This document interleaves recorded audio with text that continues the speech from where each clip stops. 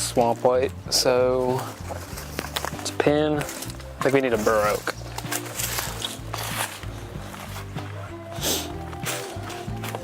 We've got these roots down in water. I think it should be okay. Yeah, it should be a decent one.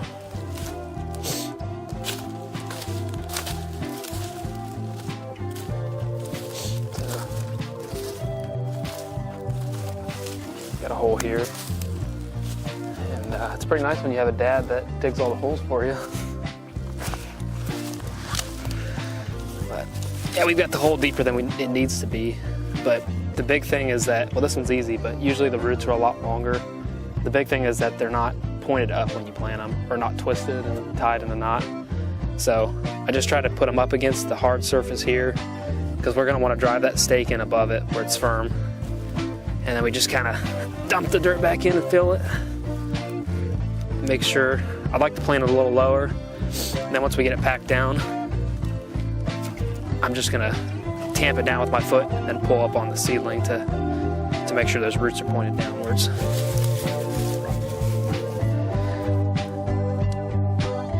Pull up on it to seed it.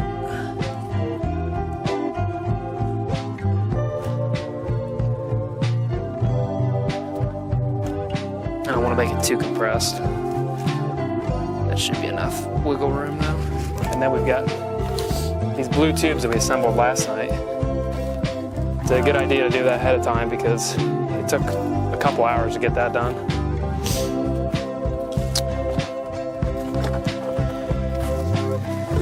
We got them assembled with a couple zip ties in them.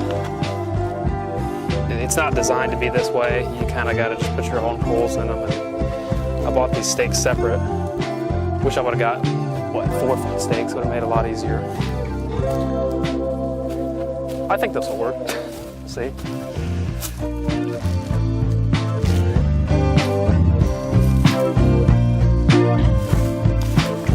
Tube just goes right over the seedling. That's kind of slick.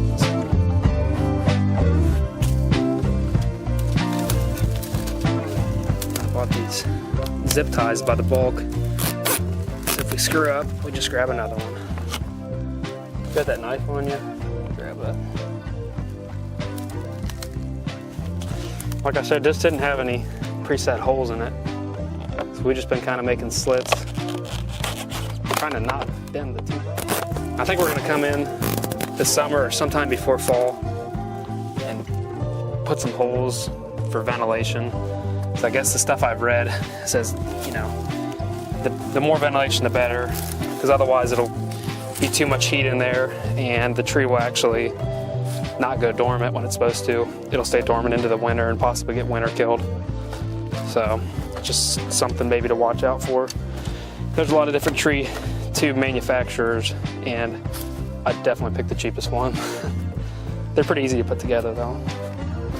And here I'm just tamping down that dirt so it's up against the tube, trying to keep critters out of there. I think mice will get in there and probably girdle the stem. So I'm just trying to keep it packed in. And we'll come back this summer and check on them and, you know, restake the tubes after a windstorm or just keep maintaining them. Luckily, we've got trails in now. We've got all the ash trees down, so really it's just gonna be a matter of maintaining what we planted from here on out.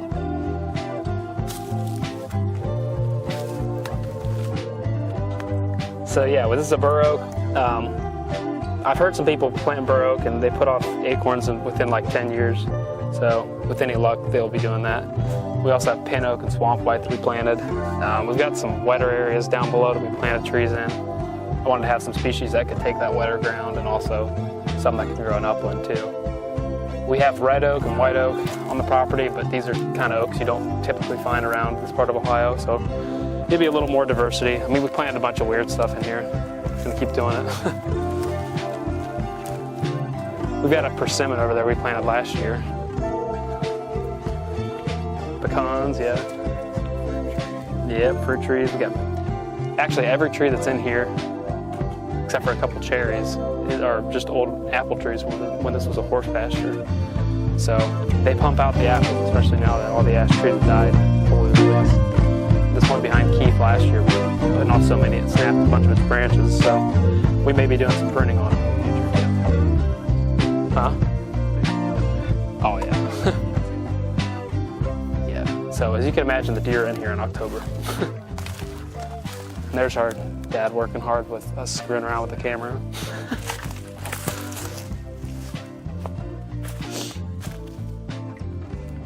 Put a swamp white down there. All right.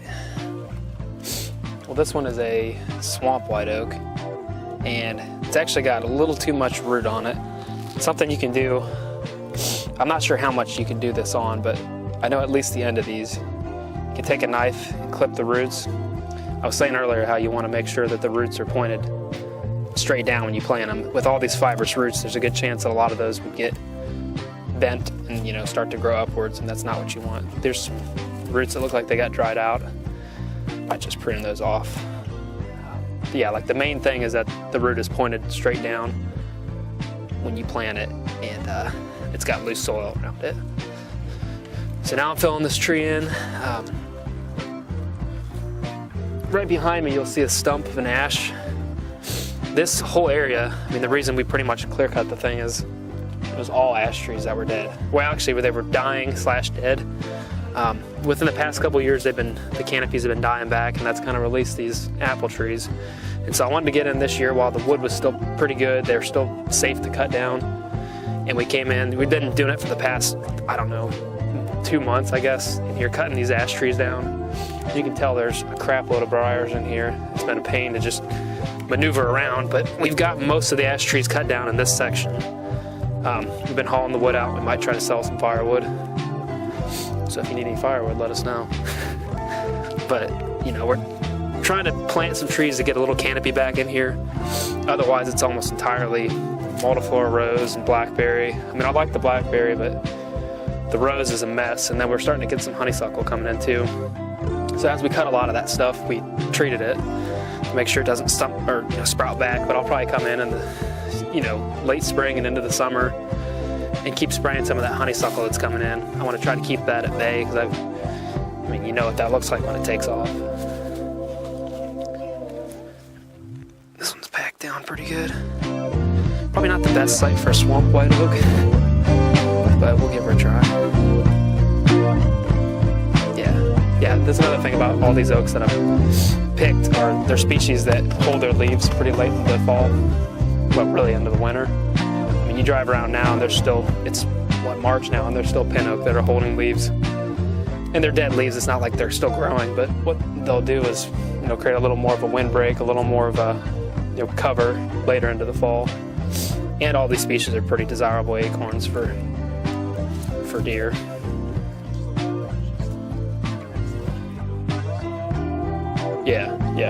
Yeah. Well, here it was open because it was all ash, and then over there's some solar maples that are moving in from the yard, and the saplings just got so dense that we went into some of that, and we actually hinge cut a lot of it down and stump cut a lot of it. So we've got basically we've got open woods right by the open saplings right by the yard, patch of that hinge cut nasty stuff, more open area, and now it's this brush. So we're just trying to break it up as much as we can. We've only got maybe 6 acres of habitat here to pack in as much as we can. So you can see behind me there's a yard, there's the neighbor's crop field right there. Our house is 200 yards away, so it's not like we're in here trying to make some kind of like mature buck sanctuary, but there's definitely deer in here in October because we got apples, and we got a little clover pot here too. There's plenty of food around. I mean, the limiting factor in this area is cover, so we're just trying to improve the cover and keep it diverse, try to keep them in here year round.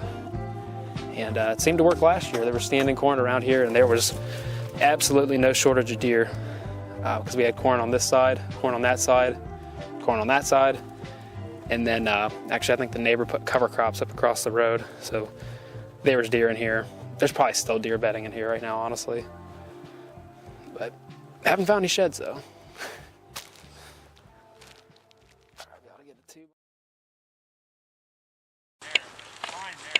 What do you got, dude? What do you got, dude?